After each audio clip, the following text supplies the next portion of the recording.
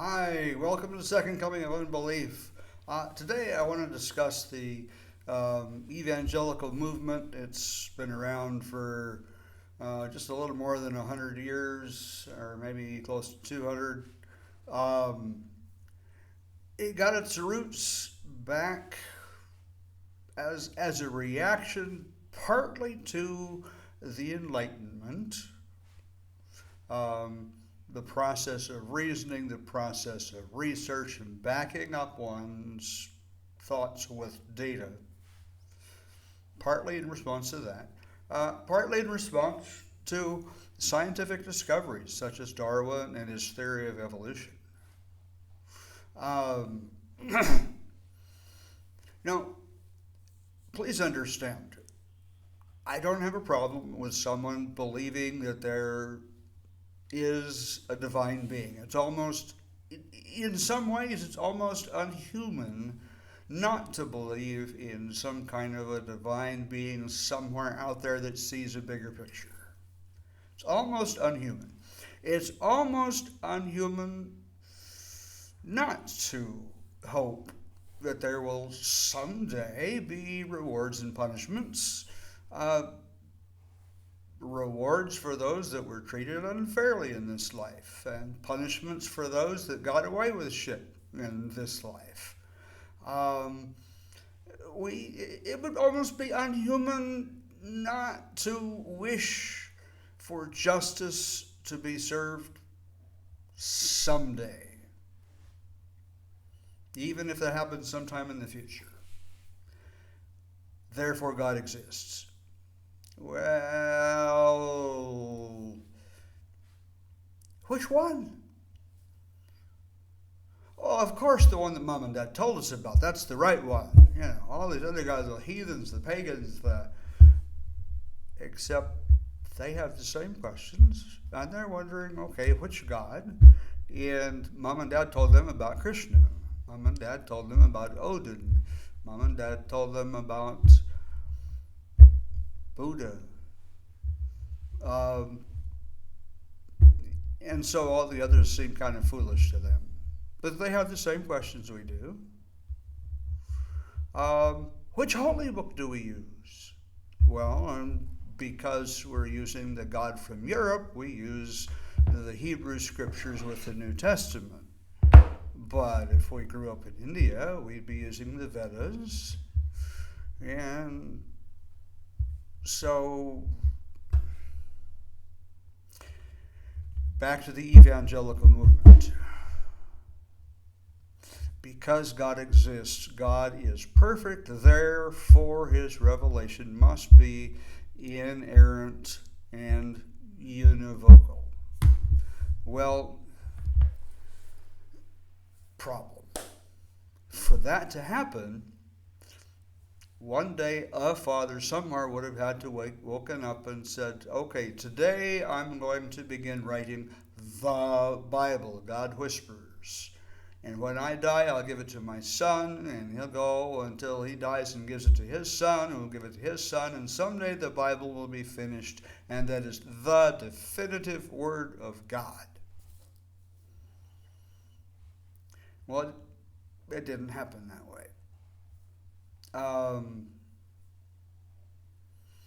Hebrew, the language Hebrew, was not a written language until just before the Babylonian captivity. Therefore, Moses could not have written Genesis through Deuteronomy.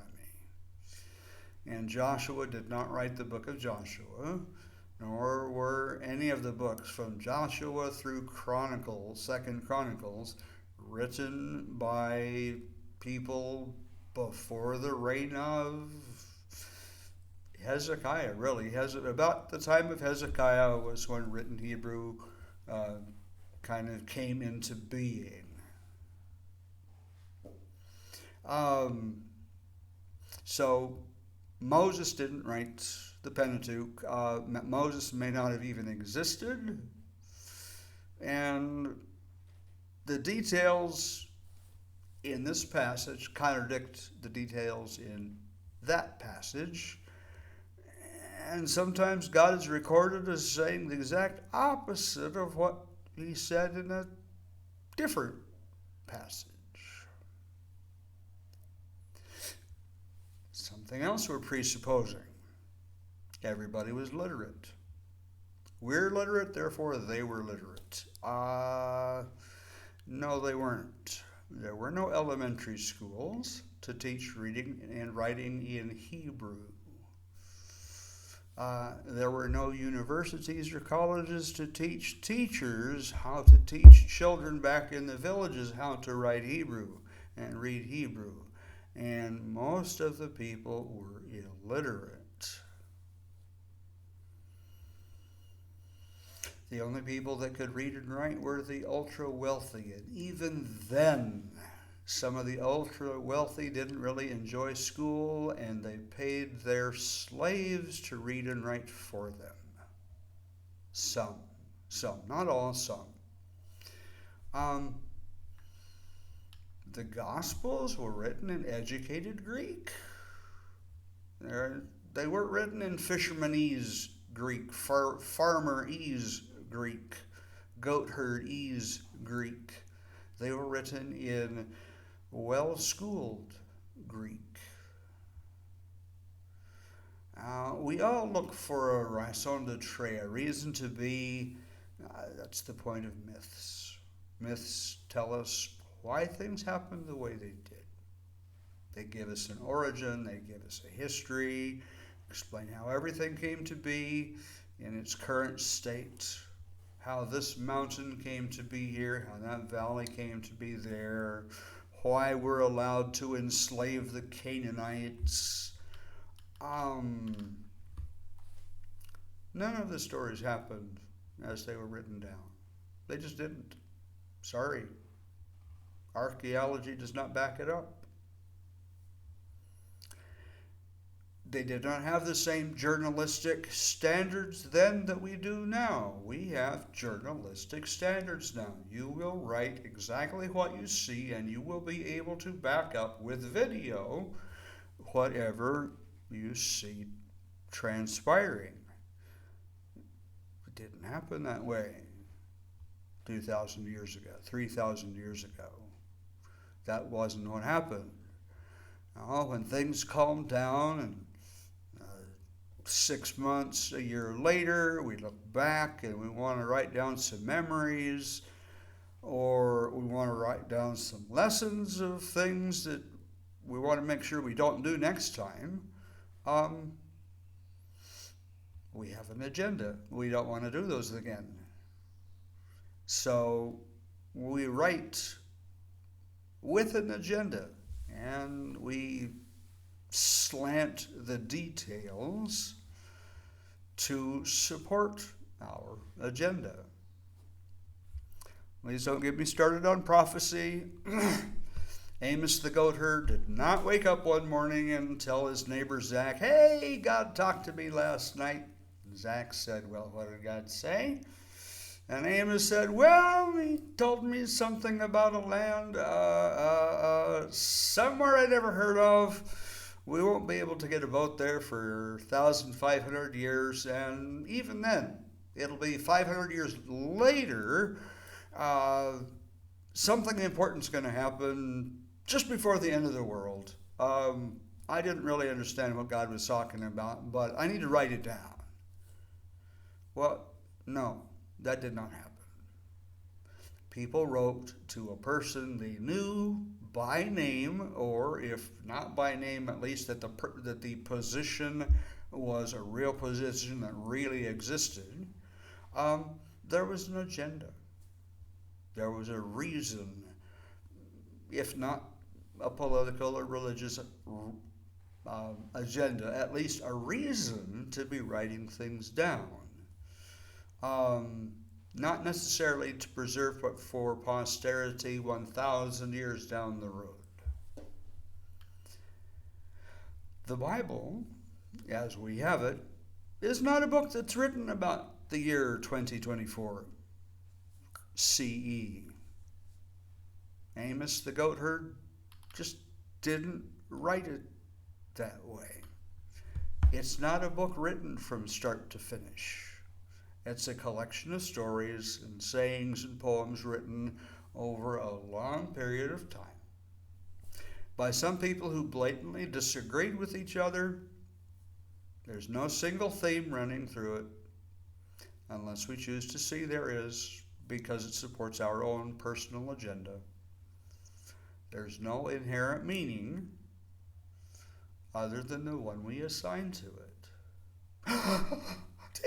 Teacher, but there's no morality apart from God. So what you're saying is that if God suddenly disappeared, you'd start murdering, raping, and stealing as fast as you could. No, of course you wouldn't, because morality exists. Morality is what happens and comes about from our inside to help us get along with other people that live near us, because there's too much to do all by ourselves. We need help. And if we work together, we can get a lot of stuff done that needs to be done. And the way to do that is basic morality. I'm not going to kill you, and you're not going to kill me. Hey, one more thing. The Bible doesn't actually say anything. Even if we have studied ancient Hebrew and Koine Greek, we still have to assign meaning to the words. Yeah, this word probably meant fish. Yeah, that word probably meant boat. But there are words that we don't really understand, that we don't use anymore. And there are phrases and idioms that we don't use anymore.